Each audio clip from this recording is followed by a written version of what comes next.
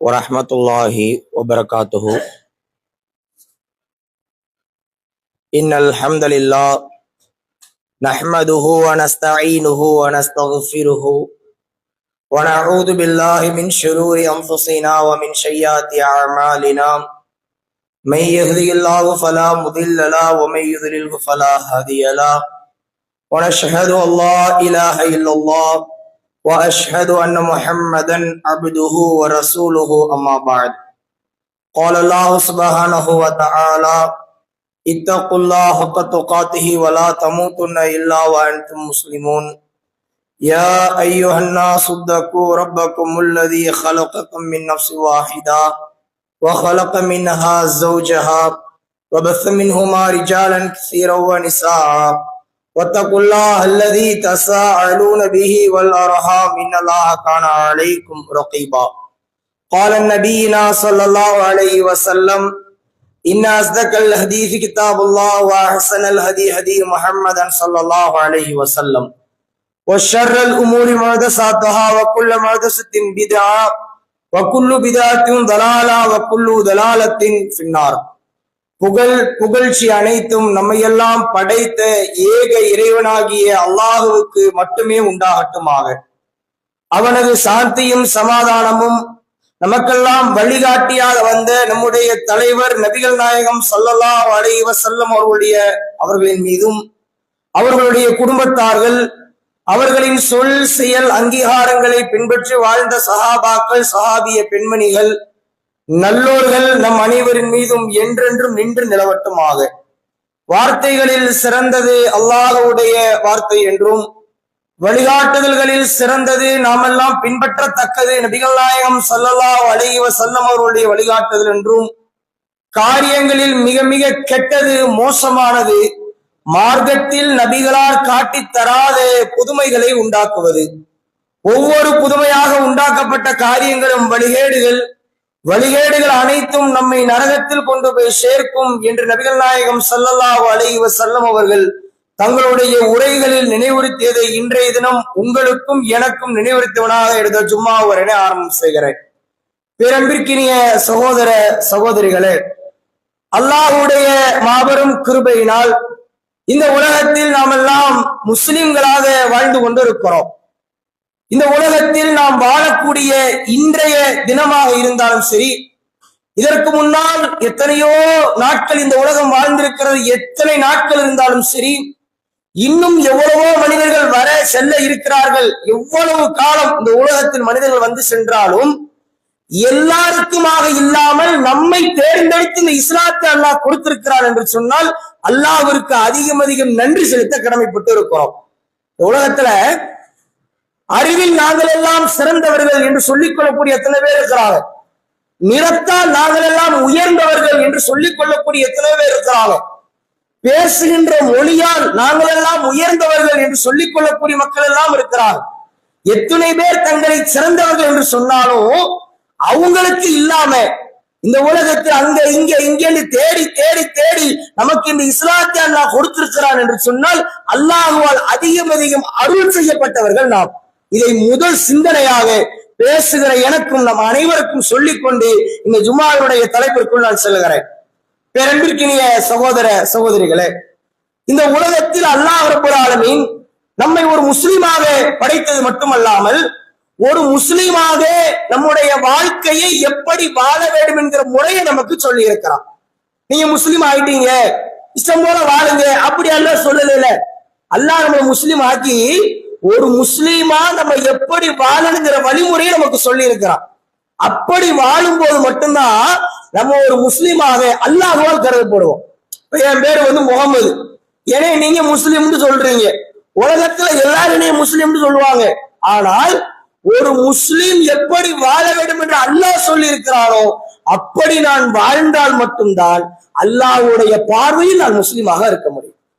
அல்லாஹ் நமக்கு எங்க சொன்னா, தன்னுடைய திருமறையின் மூலமாக, அந்த திருமறைக்கு விளக்கமாக வந்த நபிகளாருடைய வாழ்க்கை மூலமாக தன்னுடைய மார்க்கத்தை அல்லாஹ் நமக்கு கற்றுத்தந்து இருக்கிறான். அதை பார்த்து அதுல என்ன சொல்றானோ அந்த மாதிரி நம்ம வாழணும். அந்த மாதிரி வாழ்ந்தால் ஒரு முஸ்லிமாக நம் அல்லாஹ்வால் கருதப்படுவோம்.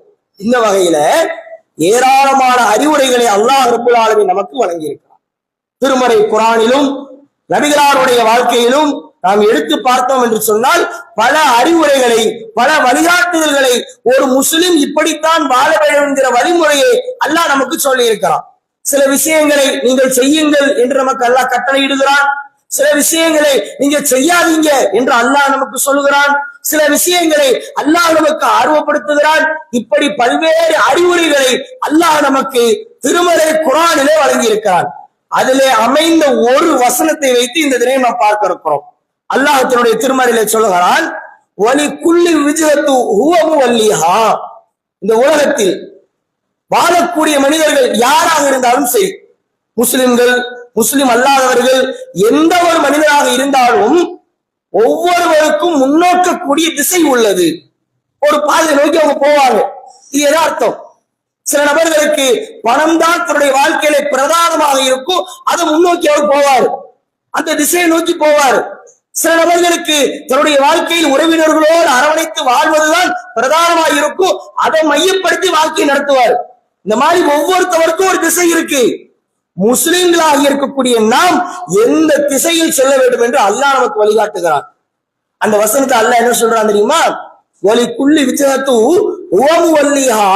ஒவ்வொருவருக்கும் முன்னோக்கக்கூடிய திசை உள்ளது. முஸ்லிம்களாக இருக்கக்கூடிய நாம் எந்த திசையில் செல்ல வேண்டும்? அல்லாஹ் சொல்கிறார், ஃபஸ்தபிக்குல் கைராத், நன்மையின் திசையில் நீங்கள் செல்லுங்கள். அந்த வார்த்தை ரொம்ப முக்கியம். ஏண்டா அல்லாஹ் சொல்லும் பொழுது ஃபஸ்தபிக்குல் கைராத், நன்மையை நோக்கி நீங்கள் முந்திக் கொண்டு செல்லுங்கள் அல்லாஹ் சொல்லிட்டார். இந்த உலகத்துல முஸ்லிமாக வாழக்கூடிய நாம் எதை நோக்கி நம்முடைய வாழ்க்கையை அமைத்துக் கொள்ள வேண்டும் என்று சொன்னால், எது நன்மை, எதை செய்தால் நன்மை கிடைக்கும், நன்மைக்கான பாதை எது, நன்மைக்கான பயணம் எது என்பதை அறிந்து நன்மையை நோக்கி செல்லக்கூடியவர்களாக நாம் இருக்க வேண்டும் என்று அல்லாஹ் நமக்கு சொல்கிறான். இதுல கூடுதலும் என்ன தெரியுமா? இந்த வசனத்தை, இந்த வார்த்தையை சொல்லிட்டு அல்லாஹ் ரப்பல் ஆலமீன் அடுத்து சில வாசகங்களை போடுகிறான். ஐனமா தக்கூனு, நீங்கள் எங்கே இருந்த போதும், நீங்கள் எந்த இடத்துல இருந்த போதும், அல்லாஹ் ரப்பல் ஆலமீன் உங்களை ஒரு நாளில் ஒன்று சேர்க்கக்கூடியவன். அல்லாஹ் சொல்லுகிறான். இந்த அறிவுரையை சொல்லிட்டு நீங்கள் எங்கே இருந்தாலும் அல்லாஹ் உங்களை ஒன்று சேர்த்து விடுவான் என்று அல்லாஹ் சொல்கிறான். நம்ம எப்படி பார்க்கணும் தெரியுமா? ஒரு அறிவுரை அல்லாஹ் குர்ஆன்ல சொல்றான். சொல்லி போட்டு அடுத்த வார்த்தையாக இதை செய்யுங்க, ஏன்ட்ட வருவீங்க, அது அல்லாஹ் ஒரு மிரட்டுகிற விதமாக நம்மை பார்த்து அல்லாஹ் சொல்கிறான். இந்த ஒரு இடத்துல மட்டுமல்ல, திருமறை குர்ஆனிலே பல இடங்களில் நம்ம பார்க்கலாம். பல அறிவுரைகளை அல்லாஹ் சொல்லும் போதும், பல நபிமார்களுடைய வரலாறுகளை வைத்து அல்லாஹ் நமக்கு பாடம் நடத்துகின்ற பொழுதும் அல்லாஹ் இந்த வார்த்தையை திரும்ப திரும்ப திரும்ப திரும்ப நமக்கு நினைவுறுத்துகிறான். என்னது? உங்களை நான் ஒண்ணு சேர்த்துருவேன், என்கிட்ட வந்துருவீங்க, எல்லாத்தையும் ஒண்ணு கூட்டி நான் நிக்க வச்சிருவேன், என் முன்னாடி நீங்க நிப்பீங்க என்கிற அர்த்தத்துல குர்ஆன்ல பல இடங்கள்ல அல்லாஹ் சொல்றான். நம்ம என்ன யோசிக்கணும் தெரியுமா? இப்படி அல்லாஹ் திரும்ப திரும்ப திரும்ப திரும்ப சொல்ற அளவுக்கு அந்த நாளிலே என்னதான் இருக்கிறது என்பதை உள்ளத்திலே ஆழமாக நாம் எப்போதும் சிந்திக்க வேண்டும் சகோதரர்கள். அல்லாஹ் நமக்கு அறிவுரை சொல்றான். அதை செய், இதை செய், அதை செய்ய, அதை செய்யாத, இதெல்லாம் ஓகே சொல்லிட்டு அல்லாஹ் ரப்பல் ஆலமீன் ஒரு குறிப்பிட்ட நாளை மையப்படுத்தி இந்த நாள்ல நீ என்கிட்ட வர வேண்டி இருக்கு, சூதானமா இருந்துக்க என்று அல்லாஹ் சொல்கிறானே, அந்த நாளில் அப்படி என்னதான் இருக்கிறது? ஏன் அல்லாஹ் ரப்பல் ஆலமீன் திருமறை குர்ஆனிலே எப்படிப்பட்ட உயர்ந்த போதனைகளை சொல்லுகின்ற பொழுதும் இந்த நாளை வைத்து நம்மளை அச்சப்படுத்துகிறான்? என்ன இருக்கிறது அந்த நாளிலே? அல்லாஹ் ஒரு வசனத்திலே சொல்லுகிறான், யௌம யஃபிருல் மர்உ மின் அஹி வ உம்மிஹி வ அபி வ ஸாஹிபத்திஹி வ பனி. அந்த நாள் வந்து விட்டது என்றால் ஒவ்வொரு சகோதரனும் தன் சகோதரனை விட்டு விரண்டு ஓடுவார் என்று அல்லாஹ் சொல்கிறான். யோசிச்சு பாருங்க. குர்ஆன்ல ஓதுறோம், பயான்ல கேட்கிறோம், பேசுறோம், ஆனால் நான் என் சகோதரனை விட்டு ஏன் ஓடணும்? சிறு வயதிலிருந்து, சிறு பிறந்ததிலிருந்து, சிறு பிராயத்திலிருந்து நான் என் சகோதரனும் அவ்வளவு ஒண்ணுக்கு ஒண்ணாக ஒருவருக்கு ஒரு பேசி பழகி சண்டையிட்டு இப்படி பாசத்தோடு வளர்ந்த ஒரு பிழைப்பு அந்த சகோதரனை விட்டு நான் ஓடுகிறேன் என்று சொன்னால் என்ன நடக்கிறது அந்த நாளிலே? மார்க்கமே நம்ம சொல்லுங்க, முஸ்லிம்கள் ஒருவருக்கு ஒரு அன்பு காட்டுங்கள், எப்படி? சகோதரர்களை போல இருங்கள். மார்க்க நம்மள ஒருத்தர் அன்பு காட்ட சொல்லுது, ஒருத்தருக்கு ஒருத்தர் நேசிக்க சொல்லுது. அதுக்கு உதாரணமா கூட ஒரு சகோதரர் எப்படி இருப்பாங்க அந்த மாதிரி இருங்க. சகோதர பாசம் அவ்வளவு பிழைப்பாடு தானே. ஆனா அப்படிப்பட்ட ஒரு சகோதரன் என்னை விட்டு நாளைக்கு ஓடுகிறான் என்றால் நாளைக்கு மறுமையில என்னதான் நடக்கும்? என் சகோதரனை விட்டு நான் வெறுண்டு ஓடுகிறேன் என்றால் அந்த நாளே என்னதான் நடக்கிறது? சகோதரன் என்னங்க, என்னை பிறந்ததிலிருந்து என்னை பெற்றெடுத்து சிரமத்திற்கு மேல் சிரமத்தை தாங்கி என்னை என் உலகத்தில எடுக்க வேண்டும் என்பதற்காக அவ்வளவு சிரமத்தோடு பெற்றெடுத்த நம்முடைய தாய் நாம் இந்த உலகத்தில் நல்ல முறையில் வளர வேண்டும் என்பதற்காக நம்முடைய தகப்பன் எல்லா உறவுகளும் நம்மை விட்டு விரண்டு ஓடுவார்கள் என்று அல்லாஹ் சொல்கிறானே. என் தாயும் என் தந்தையும் என்னை விட்டு விரண்டு ஓடுவதற்கு அந்த நாளில் அப்படி என்னதான் நடக்கிறது? ஒரு தாயாக தந்தையாக நான் என் குழந்தையை விட்டு விரண்டு ஓடுவதற்கு அங்கு என்னதான் நடக்கும்? நம்ம படிக்கிறோம். இப்ப அந்த நாளில லைவா நம்ம பார்க்கும்போது இவ்வளவு ஆச்சரியமா இருக்கும். ஒரு தாய் இந்த உலகத்திலே தன் பிள்ளைக்காக எவ்வளவோ அர்ப்பணித்தார். உட்கார்ந்து இருக்கிறோம்ல, சில பேருக்கு நம்முடைய தாய்மார்கள் உயிரோடு இருப்பாங்க, சில பேருடைய தாயும் தகப்பனையும் இழந்திருப்போம். எத்துணை வருடம் ஆயிருந்தாலும் நம் தாயை தந்தையை பற்றி பேசுகின்ற பொழுது கண்கள் அப்படியே நமக்கு கண்ணீரை சொரியும். ஏன்னா எங்க அம்மா எவ்வளவு கஷ்டப்பட்டு வளர்த்தாங்க தெரியுமா, என் தாய் எவ்வளவு என்னோட பாசம் வச்சாங்க தெரியுமா, என் தகப்பன் எவ்வளவு என்னை நேசித்தார் தெரியுமா. என்றைக்கும் அவருடைய பாசத்தையும் நேசத்தையும் மறக்க மாட்டோம். அப்படிப்பட்ட தாயும் தந்தையும் என்னை விட்டு விரண்டு ஓடுகிறார் என்றால் அவர்களை அப்படி செய்ய வைத்தது. ரசூலுல்லாஹ் ஒரு இடத்துல சொல்றாங்க, அந்த மறுமை நாளில நீங்கள் எல்லாம் நாம எல்லாம் எப்படி இருப்போம்னா, அல்லாஹ் நம்மை விசாரணைக்காக அழைக்கின்ற பொழுது ஆண்களாக இருந்தால் சத்னா செய்யப்படாதவர்களாக, செருப்பணியாதவர்களாக, உடம்பிலே ஆடை இல்லாதவர்களாக அந்த நாளிலே ஒன்று திரட்டப்படுவீர்கள் என்று அல்லாஹ்வுடைய தூதரும் சொல்றாங்க. இதை கேட்க நமக்கு ஒரு மாதிரியா இருக்குல்ல. செருப்பு போடாட்டி அது பிரச்சனை இல்லை, செருப்பு போட போனா வர்றோம். கத்னாச்சால் கூட ஓகே. உடம்பிலே ஆடை இல்லாதவர்களாக ஒருவருக்கு ஒருவர் இருந்தால் அது ஒரு மாதிரி ஐயரவா இருக்கும். நமக்கு இந்த செய்தியை படிக்கும் போதே தோணுது, நம்முடைய தாயார் ஆயிஷா நாயகி அவர்கள் இந்த செய்தியை ரசூலுல்லாஹ் சொல்லும் போதே கேட்கிறாங்க, யா ரசூலல்லாஹ் அது எப்படி? ஒருத்தருக்கு ஒருத்தர் பார்த்துக்குவாங்கல்ல, ஆண்களும் பெண்களும் ஆடை இல்லாமல் இருந்தால் ஒருவருக்கு ஒரு பார்க்க வேண்டிய சூழ்நிலை வருமே. அல்லாஹ்வுடைய தூதர் சொல்றாங்க, ஆயிஷா அந்த சிந்தனை எல்லாம் அங்கே வராதே, அந்த சிந்தனை எல்லாம் அங்கே ஏற்படாது. அதை விட மிக வேறு ஒரு விஷயத்தில் மனிதர்கள் திளைத்திருப்பார்களே. நினைச்சு பிராக்டிக்கலா யோசிச்சு பாருங்களேன். எனக்கு அருகாமல் இருக்கக்கூடிய ஒருத்தர் நிர்வாகமாக நிலங்கோலமாக இருக்கின்ற பொழுது அவரை பற்றி எந்த ஒரு சிந்தனையும் வராமல் என்னை அந்த நேரத்தில் ஆட்கொண்டது. இதுவெல்லாம் ஒரு நாளிலே நாம் இருந்து பார்க்கக்கூடிய ஒரு நிகழ்வு. அங்கு என்னதான் நடக்கிறது? அப்படி என்னை கட்டி போட்டு என் சிந்தனையை ஆட்கொண்ட விஷயம் அங்கு என்னதான் நடந்து விட்டது? என் தாயும் தகப்பனையும் பார்த்து நான் வெறுண்டு ஓடக்கூடிய அளவிற்கு அங்கு என்னதான் நடக்கிறது? என் சகோதரனையும் என் மனைவியையும் என் கணவனையும் என் பிள்ளைகளையும் நான் விட்டு ஓடுவதற்கு அங்கு என்னதான் நடக்கிறது? என் அருகாமையிலே ஒருவர் அலங்கோலமாக நிற்கின்ற பொழுதும் எனக்கு எந்த ஒரு சிந்தனை மாற்றமும் வராமல் என் சிந்தனை ஒரே இடத்தை நோக்கி இருக்கிறது. அங்கு என்னதான் நடந்து விட்டது என்று யோசித்து பார்க்க கடமைப்பட்டிருக்கும். அல்லாஹ்வுடைய தூதர் சொல்றாங்க, அந்த நாளில் அல்லாஹ் நம்மை விசாரிக்கக்கூடிய அந்த பெருவழியிலே சூரியன் அருகாமையிலே கொண்டு வரப்பட்டு ஒவ்வொரு மனிதர்களும் அவர்கள் செய்த பாவங்களுக்கு ஏற்றவாறு அவர்களுடைய உடம்பு அந்த வேலையில் முங்கிக் கொண்டிருக்கும் என்று அல்லாஹ்வுடைய சொல்றாங்க. நமக்கு உலகத்தில் இருக்குமே எவ்வளவு இருக்கும்? எனக்கு அன்னைக்கு ஒரு நாள் வேர்த்துச்சு பாய், கடுமையான வேலை, சட்டையா தொப்பலா நனைஞ்சிருச்சு. இதை தாண்டி நம்ம சொல்ல முடியுமா? ஒவ்வொரு மனிதரும் அவருடைய வேர்வையிலே மூழ்கி கொண்டிருப்பார்கள் என்று அல்லாஹ்வுடைய சொல்றாங்களே. எவ்வளவு பிரம்மாண்டமான அது! இன்னும் ஹைலைட் என்ன தெரியுமா?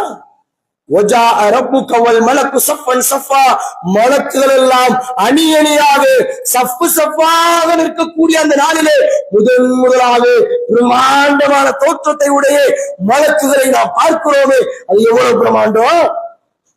இதை விட இன்னும் பிரம்மாண்டமாக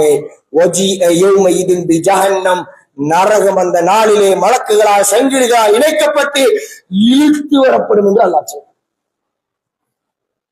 எந்த நரகத்தை பற்றி பயான்களிலே பேசினோமோ, எந்த நரகத்தை பற்றி நமக்குள் கலந்து பேசிக்கொண்டோமோ, இந்த உலகத்தை எந்த நரகத்தை பேசுகின்ற பொழுது உள்ளங்கள் எல்லாம் நடுங்கி கண்களில் கண்ணீர் வழிந்து ஓடியதோ, அந்த நரகத்தை முதன்முறையாக நம் கண்களுக்கு முன்னால் பார்க்கக்கூடிய நாள் சொல்லுவார். அல்லாஹ்வுடைய தூதர் சொல்றாங்க, இந்த நரகத்துடைய நெருப்பு எப்படிப்பட்டது என்று சொன்னால், இந்த உலகத்தினுடைய நெருப்பை விட 70 மடங்குகள் பிரமாண்டமானது என்று சொல்றாங்க. சஹாபாக்கள் கேட்கிறாங்க, யா ரசூலல்லாஹ், மனிதர்களை எரிப்பதற்கு, கருக்கி பொசுக்குவதற்கு இந்த உலகத்தின் நெருப்பே போதுமே? அதான உண்மை. உலகத்துடைய நெருப்பே நம்மை ஒண்ணுமில்லாமல் ஆக்குவதற்கு போதும். ஆனால் இதை விட பன்மடங்கு பிரம்மாண்டமான நரகத்தை அல்லாஹ் ரப்பல் ஆலமீன் வைத்திருக்கிறானே, அதை முதலாக நாம் பார்க்கக்கூடிய நாள் சொல்றோம். ரசூலுல்லாஹ் சொல்றாங்க, நீங்கள் உங்களுடைய வலதுபுறத்தில் அந்த நாளிலே பார்ப்பீர்கள், நீங்கள் இந்த உலகத்திலே எதை செய்தீர்களோ அதுவெல்லாம் உங்களுடைய கண்களுக்கு காட்டப்படும். உங்களுடைய இடதுபுறத்திலே பார்ப்பீர்கள், நீங்கள் உலகத்தில் எதையெல்லாம் செய்தீர்களோ அது உங்கள் கண்களுக்கு முன்னால் காட்டப்படும். இப்படி நாலாபுறம் இப்படி இருக்கும்போது உங்களுடைய பின்னால் நீங்கள் பார்ப்பீர்கள், நரகம் உங்களுக்கு பின்னால் இருந்து அழைத்துக் கொண்டிருக்கும் என்று அல்லாஹ்வுடைய சொல்றாங்களே. ரொம்ப நெருக்கமாக நரகத்தினுடைய அந்த வேதனையையும், நரகத்தினுடைய பிரம்மாண்டத்தையும், நரகத்தினுடைய அந்த இறைச்சலையும் கேட்கின்ற பொழுது நமக்கு எப்படி சகோதரர்களை வேற சிந்தனை நமக்கு வரும்? வேண்டாம், உட்கார்ந்து இருக்கிறோம், திடீர்னு ஒரு பெரிய ஒரு போர்ஸ் இறங்கிட்டாங்க, கையில துப்பாக்கி வச்சு நான் சுட்டு தள்ளுறாங்க எல்லாத்தையும். உதாரணத்துக்கு சொல்றேன், அந்த நேரத்தில் நம்மில் எத்தனை நபர்களுக்கு அவங்க இருக்கிறாரு, அவங்களை காப்பாற்றும், கண்ணுக்கு மேல் ரத்தம் இல்லாமல் சிதறுகிறாரே, தெரித்து விட்டு ஓடத்தான் நம்ம ஆசைப்படுவோம். அது எதார்த்தம். மனிதனுடைய இயற்கை எப்படித்தான். சாதாரண துப்பாக்கிகளுக்கும் குண்டுகளுக்கும் ரத்தங்களுக்குமே நம்ம இப்படி இருக்கிறோம் என்று சொன்னால், நாளை மறுமையிலே அதிபயங்கரமான நரகத்தை பார்த்த பின்னால் நம்மால் எப்படி சகோதரர்களே மற்ற விஷயத்துல கவனம் செலுத்த முடியும்? இந்த நாளை முன்வைத்துத்தான் அல்லாஹ் நமக்கு அறிவுரை சொல்கிறான், நன்மையை நோக்கி நீங்கள் முந்திக் கொள்ளுங்கள். இது அப்ப எவ்வளவு பெரிய போதனை, இது எவ்வளவு பெரிய அறிவுரை, இது எவ்வளவு பெரிய அல்லாஹ் நமக்கு கொடுத்திருக்கக்கூடிய ஒரு அருள். ஏன்னா நாளைக்கு நடக்க இருக்கிறத கண்களூடாக கண்களுக்கு முன்னால் கொண்டு வந்து நிறுத்துவதை போல அல்லாஹ்வுடைய தூதர் சொல்லிவிட்டு நமக்கு அறிவுரை சொல்றாங்க, நீங்கள் நன்மையை நோக்கி முந்தி வாருங்கள். அதை எவ்வளவு நம்ம புனிதமான அறிவுரையாக ஏற்று நம்முடைய வாழ்க்கையில பின்பற்ற வேண்டும் சகோதரர்கள்.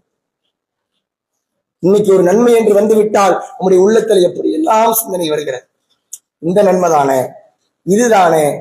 ஒரு நன்மையின் மீது நமக்கு எவ்வளவு ஆசை வருகிறது, ஒரு நன்மையை செய்ய வேண்டும் என்று நமக்கு எவ்வளவு ஆசை ஏற்படுகிறது உள்ளத்துல என்று எல்லோரும் யோசிச்சு பார்ப்போமே.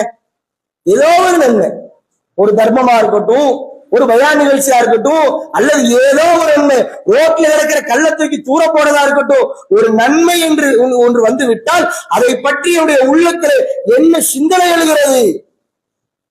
ஒரு நன்மையை செய்யாமல் இருப்பதற்கு வேணா பல காரணங்கள் நமக்கு இருக்கலாம். என்னுடைய பலவீனம், நான் அங்க போயிட்டேன், நான் இங்க போயிட்டேன், எனக்கு அங்க இருக்கு, அங்க இருக்கிற அவர் எனக்கு பிடிக்கல, இங்க இருக்கிற இது சரியில்லை என்று என்னத்தையோ இது அதுன்னு சொல்ல, ஏதோ ஒரு காரணத்தை, அந்த காரணம் நியாயமானது கூட என்று நம்ம நினைக்கலாம். ஆனால் அந்த காரணத்தை சொல்லிக்கொண்டு எத்தனை நன்மைகளை நாம் வாழ்க்கையில இழக்கிறோம். நம்ம காரணம் நியாயமா அது 2ஆம் பட்சம், காரணம் இருக்கா இல்லையா அது 2ஆம் பட்சம். நம்முடைய வாழ்க்கையில் ஒரு நன்மைக்கான வாய்ப்பு கிடைத்து அந்த நன்மையை நான் எப்படி இழந்து கொண்டிருக்கிறேன் என்பதை நான் சிந்தித்து பார்க்க வேண்டும் சகோதரர்கள்.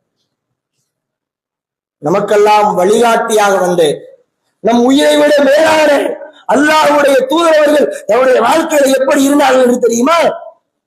அவர்கள் இன்னைக்கு நம்ம சொல்ற மாதிரி அவரு அப்படி இவரு இப்படி என்று எந்த காரணமும் அல்லாஹ்வுடைய தூதர் சொன்னதே இல்லையே. அல்லாஹ்வுடைய தூதர் எல்லாருமே வழக்குமார்களா? அல்லாஹ்வுடைய தூதருடைய காலத்திலே வாழ்ந்தவர்கள் நல்லவர்களும் இருந்தாங்க, கெட்டவர்களும் இருந்தாங்க, துரோகிகளும் இருந்தாங்க, அவர்களை ஏமாற்றக்கூடிய, அவர்களை ஏமாற்ற வேண்டும் என்று சிந்தனை உள்ள முனாஃபிக்குகளும் இருந்தாங்க, எல்லோரும் இருந்தாங்க. நன்மையில் நபிகளார் எப்படி இருந்தாங்க? அதான நம்ம படிக்க வேண்டிய பாடம். நபிகளார் 40 வயதிலே நபியாக ஆயாங்க, 63 வயசுல வஃபாத்தாவாங்க. 23 ஆண்டு காலம் அவருடைய வாழ்க்கையிலே எத்துணை நன்மைகளை, எத்துணை காரியங்களை சொல்லி அல்லாஹ்வுடைய தூதர் இழந்தாங்க காட்ட முடியுமா? மாறாக நமக்கு சொல்லி கொடுக்கிறாங்க. என்ன சொல்றாங்க? உன்னுடைய சகோதரனை மலர்ந்த முகத்தோடு சந்திக்கிறது இருக்குது, அந்த நன்மையை கூட நீங்க அற்பமா நினைக்காதீங்கன்னா. வார்த்தையை பாருங்க, பெண்ணம்பரி நன்மை இல்ல, சகோதரனை மலர்ந்த முகத்தோடு சந்திக்கிறேன். என்ன நீங்க சந்திக்கிறீங்க? சலாம் சொல்லுவோம். சலாம் சொல்றதுக்கு முன்னாடி நாம ஒருத்தர் பார்த்த உடனே ஒரு புன்முறுவல் வரும். இது சலாத்துக்கு முன்னாடியே வரும். அல்லாஹ்வுடைய தூதர் சொல்றாங்க, அதை கூட நீங்க அற்பமா நினைக்காதீங்க. நாளைக்கு மறுமை நமக்கு உதவி செய்யும்ல. குர்ஆன்ல ஓதுறோம்ல, ஃபமன் யஅமல் மிஸ்கால தரத்தின் கைரயா வமன் யஅமல் மிஸ்கால தரத்தின் ஷர்ரயா. அணுவளவு நன்மையானாலும் அதை நீங்கள் கண்டு, அணுவளவு தீமையானாலும் அதை நீங்கள் கண்டுகொள்வீர்கள். நன்மை விஷயத்தில் எவ்வளவு கவனமா இருக்கணும். நம்முடைய தூதர் தோடைய வீட்டில ஒரு ஆடு இருக்கிறாங்க. அல்லாஹ்வுடைய தூதரத்திலே உணவு என்று சொன்னால் மக்களுக்குமானதுதான். அதை அறுத்து மக்களுக்கு விநியோகம் பண்ண சொல்றாங்க. மக்களுக்கு விநியோகம் பண்ணப்படுகிறது. தன்னுடைய மனைவி ஆயிஷா நாயை பத்தி கேட்கிறாங்க, ஆயிஷா என்ன மிச்சம் இருக்கிறது? ஆயிஷா நாயகி சொல்றாங்க, யா ரசூலல்லாஹ், ஒரு ஆட்டுடைய இப்படி காலை தொடப்பகுதியை தூக்கி காட்டி, இதுதான் நமக்கு மிச்சமா இருக்கு, இது இருக்கு. அதுக்கு என்ன அர்த்தம்னா, ஆட்டுடைய சதைப்பாங்கான பகுதியெல்லாம் போயிருச்சு, நல்ல ருசியான பகுதியெல்லாம் போயிருச்சு, இதுதான் நமக்கு இருக்கு. அல்லாஹ்வுடைய தூதர் சொன்னது என்ன தெரியுமா? உண்மையில அங்க இல்லையா, அவங்களுக்கு அந்த கால் தான் கிடக்கு. ஆனா ரசூலுல்லாஹ் சொல்றாங்க, ஆயிஷா, இந்த ஆட்டுடைய காலை தவிர ஏழளவுக்கு மிச்சமாக இருக்கிறது. நன்மை எப்படி வாழ்ந்திருக்காங்கன்னு பாருங்க, நன்மை எப்படி சம்பாதிச்சிருக்கிறாங்கன்னு பாருங்க, நன்மைக்காக அல்லாஹ்வுடைய தூதரவர்கள் எப்படி இறங்கி இருக்கிறாங்கன்னு பாருங்க. இறுதியாக ஒரு செய்தி, நபிகளார் தன்னுடைய வாழ்க்கையிலே இவ்வளவு விஷயங்களை, பல தியாகங்களை, பல இழப்புகளை சந்தித்து நன்மையில் ஒருபோதும் சறுக்காம இருந்தாங்களே, அதற்கு என்ன காரணம் அப்படிங்கிறத உணர்ந்து கொள்வதற்காக ஒரு செய்தி. உடனே நமக்கு பதில் வந்துடும், அவங்க அல்லாஹ்வுடைய தூதரு, அவங்க நமக்கெல்லாம் வழிகாட்டி, அவங்க செஞ்சுதான் நமக்கு சொல்லிக் கொடுக்கணும். அதை எல்லாம் தாண்டி நம்மை போன்ற ஒரு மனிதர் தானே, நமக்கு பலவீனம் இருப்பதை போல மனிதன் என்கிற அடிப்படையிலே நபிகளாருக்கும் பலவீனம் இருக்கின்றானே, நம்முடைய உடல் ரீதியாக சோர்வுகள் இருப்பதை போல நபிகளாருக்கும் சோர்வுகள் இருக்கின்றானே, நமக்கு பசி இருப்பதை போல நபிகளாருக்கும் பசி இருக்கும் தான். இதெல்லாம் காரணமா சொல்லித்தான் நம்ம நன்மைகளை விட்டுக் கொண்டிருக்கிறோம். ஆனா அல்லாஹ்வுடைய தூதரவர்கள், அவர்களுக்கும் மனிதன் என்கிற அடிப்படையிலே பசி, துக்கம், கோபம், சோர்வம் எல்லாம் இருக்கும். ஆனால் எல்லாம் இருந்தும் நன்மையில உறுதியாக இருந்தார்களே அல்லாஹ்வுடைய தூதரவர்கள். என்ன காரணம் தெரியுமா? சக்கராத்துல ரசூலா இருக்கிறாங்க, மரணப்படுக்க, ரசூலுல்லாஹ்வுடைய உயிர் பிரிய போகிறது. இந்த மனித குலத்துக்கு நபியாக வந்து 23 ஆண்டு காலம் தவ வாழ்க்கையை போல ஏகத்துவ பிரச்சாரத்தை செய்த அந்த தூதருடைய உயிர் இப்போது பிரிய போகிறது. பார்க்கறதுக்கு ஃபாத்திமா நாயகி வர்றாங்க. இதை கொஞ்சம் எமோஷனலா யோசிச்சு பாருங்களேன். தந்தை மரணிக்க போறாரு, அப்படியே மரண படுக்கையில இருக்கிறாரு, மகள் பார்க்க வர்றாரு. ஒரு மகளாவே தந்தை மரணப்படுக்கையில இருக்கும் போது என்ன உணர்வு இருக்கும், அந்த உணர்வு தானே ஃபாத்திமா நாயகி இருந்திருக்கும். அவங்க கேட்கிறாங்க, என் தந்தைக்கு ஏற்பட்ட கஷ்டமே. வார்த்தை சாதாரண வார்த்தை இல்லை. 23 ஆண்டு கால வாழ்க்கை நபிகளார் எப்படிப்பட்ட தியாகங்களையும் இணைப்புகளையும் ஏற்று பேச்சுக்களையும் இன்னல் துன்பங்களையும் சந்தித்தார்கள் என்பதை ஃபாத்திமா நாயகி மட்டுமல்லாமல் அனைவருமே அறிந்திருக்கிறோம். அப்படிப்பட்ட சிரமத்திலேயே வாழ்ந்த அல்லாஹ்வுடைய தூதரவர்கள் மரணிக்க போகிறார்கள். ஃபாத்திமா நாயகி சொல்றாங்க, என் தந்தைக்கு ஏற்பட்ட கஷ்டமே என்று அழுகுறாங்க. கேட்ட ரசூல் ஸல்லல்லாஹு அலைஹி வஸல்லம் அவங்க, ஆமா அது அப்படிதான் இருக்கும் அப்படிலாம் சொல்லல, அப்படிலாம் சொல்லல. நான் நபினா அப்படி கூடுதல் குறையாத்தான் இருக்கும் அப்படி சொல்ல. நபிகளா என்ன சொல்றாங்க தெரியுமா? ஃபாத்திமா, இன்றைய தினத்திற்கு பிறகு உன் தந்தைக்கு கஷ்டமே இல்லை ஃபாத்திமான்னு சொல்றாங்க. இந்த வார்த்தை சாதமா கிடக்க கூடாதுங்க. நான் கஷ்டப்பட்டேன்னா, நான் துன்பப்பட்டேன்னா, ஏற்று பேச்சுக்களை வாங்கினா, சொல்லலாம் துன்பங்களை அனுபவித்திருந்தா, எல்லாத்தையும் தாங்கிக் கொண்டு நன்மைக்கான ஒரு வாழ்க்கையை வாழ்ந்து, ஏன் தெரியுமா, இந்த நாளை எதிர்பார்த்துத்தான் பாத்திமா, இந்த நாள் வந்து விட்டது, இன்றைய தினத்திற்கு பிறகு எனக்கு கஷ்டமில்லாத வாழ்க்கையை இறைவன் தருவாரே, அதை நோக்கித்தான் பாத்திமா நான் இருந்தேன் என்று அல்லாஹ்வுடைய தூதர் சொல்றாங்களே.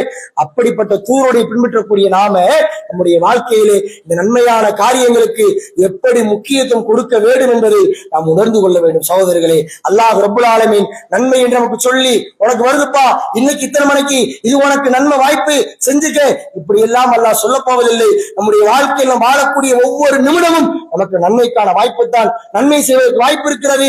எப்போதெல்லாம் வாய்ப்பு கிடைக்கிறதோ அப்போதெல்லாம் அதை பயன்படுத்தி நன்மையை செய்து முன்னோக்கி செல்லக்கூடிய மக்களாக நாம் இருக்க வேண்டும். எந்த காரணங்களை சொல்லி நன்மையிலிருந்து நாம் நம்மை விலக்கிக் கொள்கிறோமோ அந்த காரணம் எதுவும் நாளைக்கு நம்ம மறுமைக்காக வரப்போறதில்லை. நாம் செய்யக்கூடிய நன்மைகள் தான் நாளை மறுமையை உத்தரவாதமாக நிற்கும் என்ற சிந்தனையை உள்ளத்தில் ஏந்தியவர்களாக அல்லாஹ் வாய்ப்பு கிடைக்கின்ற பொழுது இப்போது அந்த நன்மையை நம்ம ஈடுபடுத்தி நன்மையை சம்பாதித்து மறுமையிலே வெற்றியாளர்களாக நீங்களும் நானும் ஆக வேண்டும் என்று பிரார்த்தித்து முதல் உரையை நிறைவு செய்கிறேன். அஸ்ஸலாமு அலைக்கும் வரஹ்மத்துல்லாஹி வபரகாத்துஹு.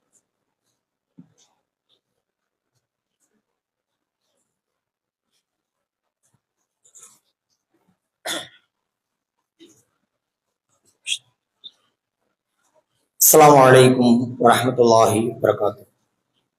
பிறம்பிற்கினிய சகோதர சகோதரிகளே, புகழ்ச்சி அனைத்தும் நம்மை எல்லாம் படைத்த அல்லாஹுவுக்கு மட்டுமே உண்டாகட்டுமாக.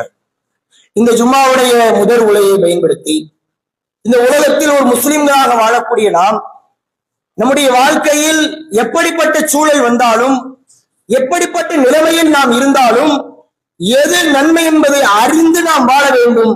அதுதான் நமக்கு அல்லாஹ் சொன்ன வழிமுறை என்பதை இந்த ஜும்மாவுடைய முதல் உரையிலே நாம் அறிந்து கொண்டோம். அடுத்தபடியாக இதை நமக்குள் இன்னும் ஆர்வமாக ஆக்கிக் கொள்வதற்காக சில செய்திகளை அல்லாஹ்வுடைய தூதர் சொல்றாங்க. நமக்கெல்லாம் இந்த ஜிஹாதுங்கிற விஷயம் நமக்கு தெரியும். உங்கள்ட்ட கேட்டு ஜிஹாதுனா என்னப்பா அப்படின்னு கேட்டா எல்லாரும் சொல்லக்கூடிய முதல் வார்த்தை, யார் அல்லாஹ்வுடைய பாதையில போய் உயிரை இழக்கிறார்களோ இப்படிப்பட்ட பாதைக்கு செல்லக்கூடியவர்கள் ஜிஹாதுக்கு செல்றவங்க, அதுல போய் உயிரிழக்கக்கூடியவங்க ஷஹீதுகள், இப்படிலாம் நம்ம அறிஞ்சு வச்சிருக்கிறோம். இது அறப்போராட்டத்தில் ஜிஹாதில் ஒரு வடிவம் தான். எது ஜிஹாத் என்பதை அல்லாஹ்வுடைய தூதர் அவர்கள் நமக்கு கற்றுத்தர்றாங்க. அல்லாஹ்வுடைய பாதையில போய் உயிர் தியாகம் பண்ணுவது ஜிஹாது தான், அதில் இறந்தவர்கள் ஷஹீது தான். ஆனால் உண்மையிலேயே முழுமையான ஒரு ஜிஹாதை அல்லாஹ்வுடைய தூதர் அவங்க நமக்கு கற்றுத்தர்றாங்க. என்ன தெரியுமா? யார் ஒருவர் தன்னுடைய வாழ்க்கையிலே அல்லாஹ்வுடைய சட்டம் மேலோங்க வேண்டும் என்று ஒரு வாழ்க்கையை வாழ்கிறாரோ இதுதான் உண்மையான ஜிஹாத் என்று அல்லாஹ்வுடைய தூதர் சொல்றாங்க. எப்படி பாருங்க, நம்முடைய வாழ்க்கையை பல சூழலை சந்திப்போம், பல விஷயம் நம்முடைய வாழ்க்கையில நடக்கும். அந்த விஷயத்துல எது மேலோங்கியது? என்னுடைய தனிப்பட்ட விருப்பமா அல்லாஹ்வுடைய சட்டமா? என்னுடைய தனிப்பட்ட ஆசையா அல்லாஹ்வுடைய விஷயமா?